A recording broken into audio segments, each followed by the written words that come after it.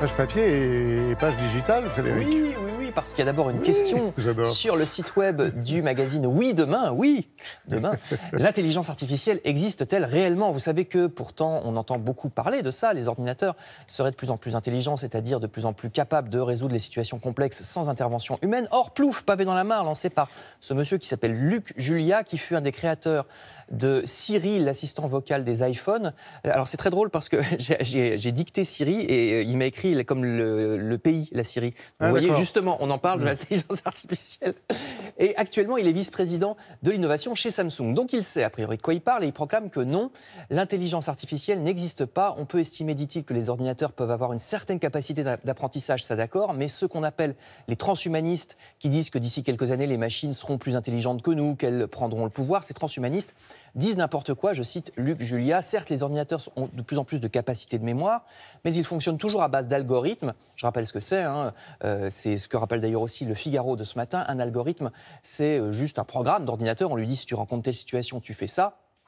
C'est tout bêtement un programme informatique. Et même s'ils arrivent, ces programmes, à intégrer de plus en plus de données, puisqu'ils sont de plus en plus de puissance, les robots ne font jamais que ce que les hommes les programment à faire. Et d'ailleurs, ça ne fonctionne pas très bien. Vous voyez ce dessin dans La Croix avec un juge robot qui déraillerait complètement. C'est ce qu'imagine le dessinateur de La Croix. Donc je pense qu'on a tous connu un smartphone ou bien mon logiciel de dictée dont je parlais à l'instant qui ne comprend pas ce qu'on lui dit, ou bien un GPS qui nous fait faire des détours, vous savez, complètement absurdes.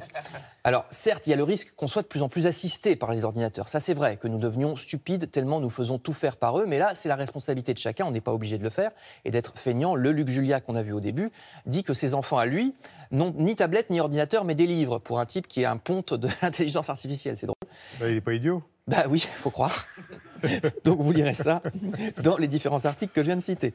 Ça n'est pas artificiel chez lui, l'intelligence. Voilà, exactement. Alors là, au contraire, après l'intelligence artificielle, je passe à la bêtise. Vous savez peut-être que le jeune homme de 19 ans qui représentera la France au concours Eurovision de la chanson, Bilal Hassani, se fait harceler sous prétexte qu'il a choisi une esthétique très androgyne. Vous voyez l'article dans Le Parisien, il est la cible d'attaques homophobes. On ressort des idioties qu'il a écrites sur les réseaux sociaux quand il avait 14 ans. On ne lui pardonne pas, en fait, son aspect efféminé. Heureusement, il y a une morale à cette histoire, nous dit le site web de Tétu. Un influenceur, c'est-à-dire ces internautes qui sont payés pour lancer des modes sur telle ou telle marque de vêtements ou tel restaurant, cet influenceur qui avait écrit sur Instagram qu'il allait frapper et tuer Bilal Hassani, carrément, après avoir écrit « Mais attention, je ne suis pas homophobe ». Bien sûr, c'est la première phrase. En général, c'est ce qui suit qui est problématique. Donc cette personne a été virée, à la suite de quoi il a dit qu'il allait casser la gueule à l'agent de l'entreprise d'influence qui justement avait décidé de se passer de ses services. Il est boxeur, non? Non, je pense qu'il y a un problème. Donc vous voyez que ça vole très très haut, mais c'est une histoire morale puisqu'il a été renvoyé. Je termine avec donc plus artistique.